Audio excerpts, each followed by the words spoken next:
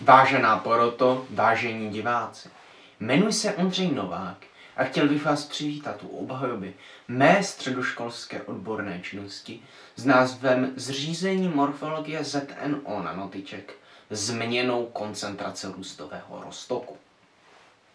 Jak už bylo nastíněno, tématem mé práce jsou nanostruktury oxidu zinečnatého. Jako způsob přípravy jsem zvolil metodu CBD, neboli Chemical Bed Deposition, depozice z chemické lázně. Výhodou této metody je relativní nenáročnost na vybavení a její nízká cena v porovnání s ostatními metodami přípravy nanostruktur. Jako hlavní způsob, jak zkoumat nanostruktury oxidu zinečnatého, jsem zvolil kontrolu jejich morfologie.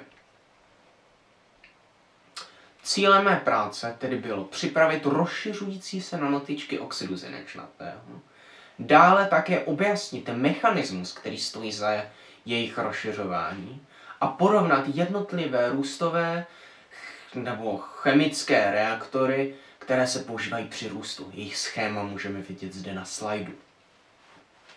V teoretické části jsem nejdříve nastínil některé vlastnosti ZNO nanostruktur, pak jejich využití, posléze metodu CBD a informace o růstových reaktorech.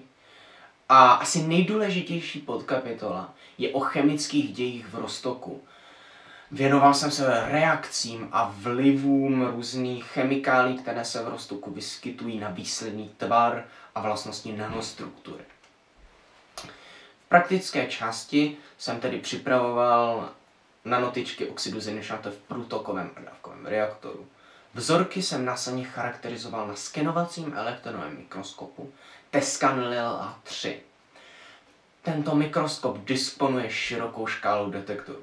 Jedním z nich je i detektor EDX, nebo energiově disperzní rentgenová spektroskopie. Tento detektor nám dovoluje odhalit látkové složení vzorku. Dále jsem porovnával vzorky z jednotlivých růstových reaktorů, vypočítával jsem koncentraci růstových jednotek v obou typech reaktorů v programu COMSOL Multiphysics a porovnával jsem závěry vědeckých článků a následně je porovnával s výsledky mé práce. ZNO nanotyčky jsem připravoval na křemíkovém substrátu opatřenou zárodečnou vrstvou oxidu zinečnatého. Byly tedy připravovány jak v průtočném, tak v dávkovém reaktoru. Jako roztok jsem zvolil ekvimolární roztok dusičnou zinečnatého a hexametylentetraminu. Při růstu jsem použil 2 nebo 3 koncentrační kroky. Abychom si mohli představit, co jsou to ty 2 nebo 3 koncentrační kroky, přiložil jsem toto schéma. Na prvním obrázku můžeme vidět, že vzorek nejdříve rostl při koncentraci 0,05 mol. Následně se zvýšila koncentrace na 0,3 mol. A takto rostl vzorek až do konce růstu.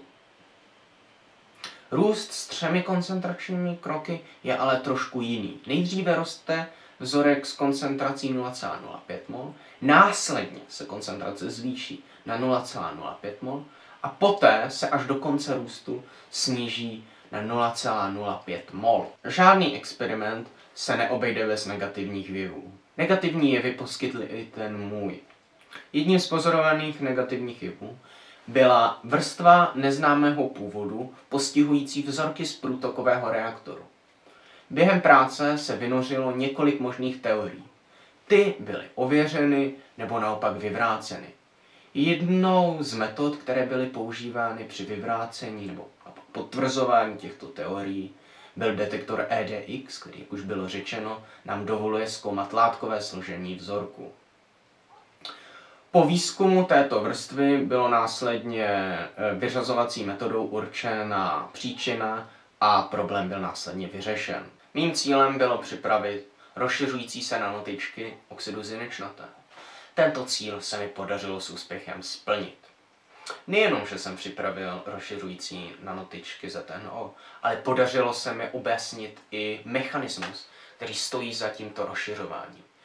Dále jsem porovnal průtokový a dávkový reaktor a z výpočtu a z porovnání vzorků z průtokového, tak i dávkového reaktoru vyplynulo, že průtokový reaktor je lepší pro kontrolu morfologie než reaktor dávkový.